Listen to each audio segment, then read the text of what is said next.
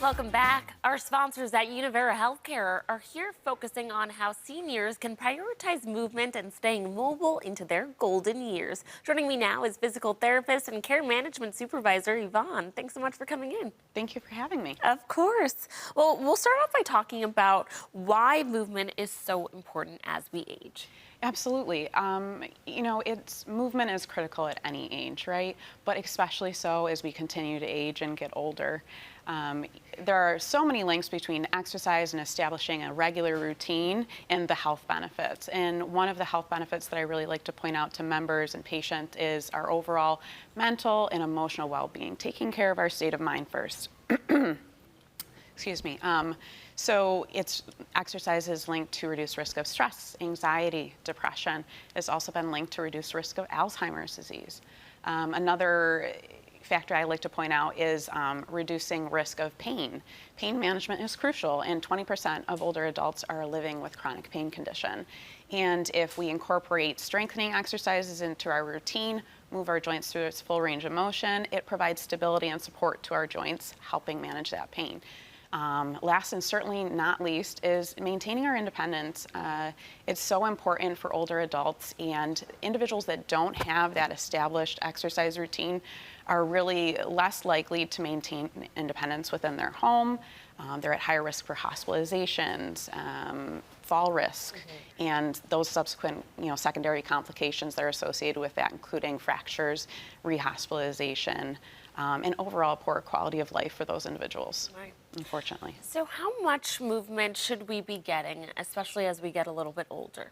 Yes, so the CDC, or Center for Disease Control, recommendation is 150 minutes of moderate intensity activity on a weekly basis, not daily. But it can be super overwhelming. You think about 150 minutes, it's overwhelming for anybody, right?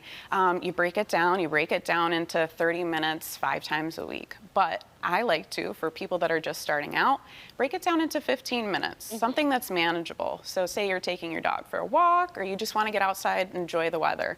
15 minutes at a brisk walk, try to increase the pace, try to get your heart rate up, and then you only have a small attainable goal of 15 minutes for the afternoon. The CDC recommendation also includes strengthening and balance training to be included twice a week. And this can really look different for everybody. Strengthening, just adding a light resistance band or adding a light weight, or doing body weight exercises. That's super important as well.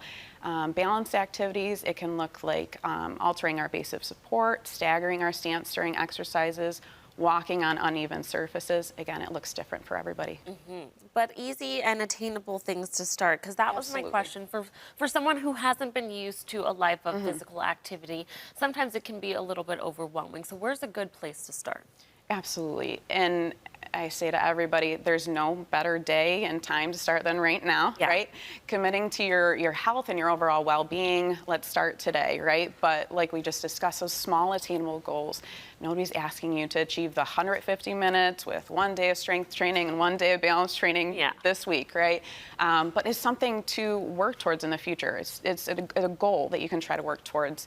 But if you're suffering, say, from a chronic pain and you're concerned about adding additional resistance to your exercise routine, just do body weight exercises. That's so beneficial.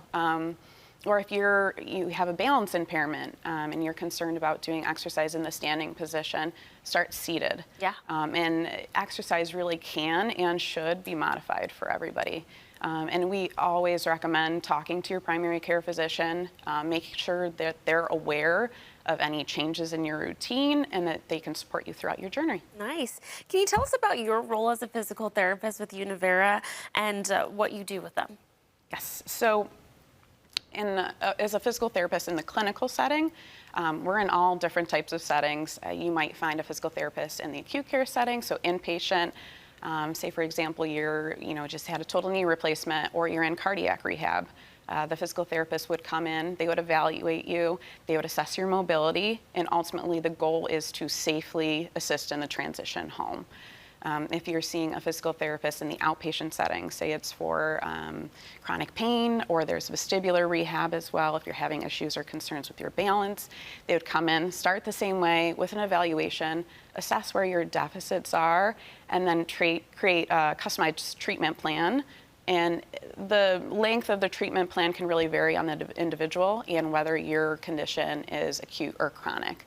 My role currently is a physical therapist and case manager at Univera. It looks different because it's all telephonic, but it truly is amazing what we can do telephonically for our members.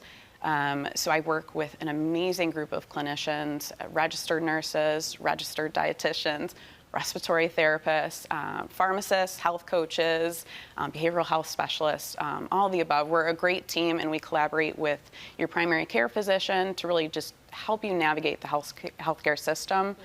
And what we do is we also provide a lot of education and resources, helping you manage any new diagnoses or chronic conditions, and helping you understand it as well, and just really overall promoting self-care. Awesome. Well, thank you so much for coming in and sharing more about what you do and giving some great tips. And viewers, if you'd like to learn more about all of the resources provided by our sponsors at Univera Healthcare, just visit univerahealthcare.com or contact their care management team at the phone number and email right there on your screen. Thanks again for coming in. Thank you so much for having me.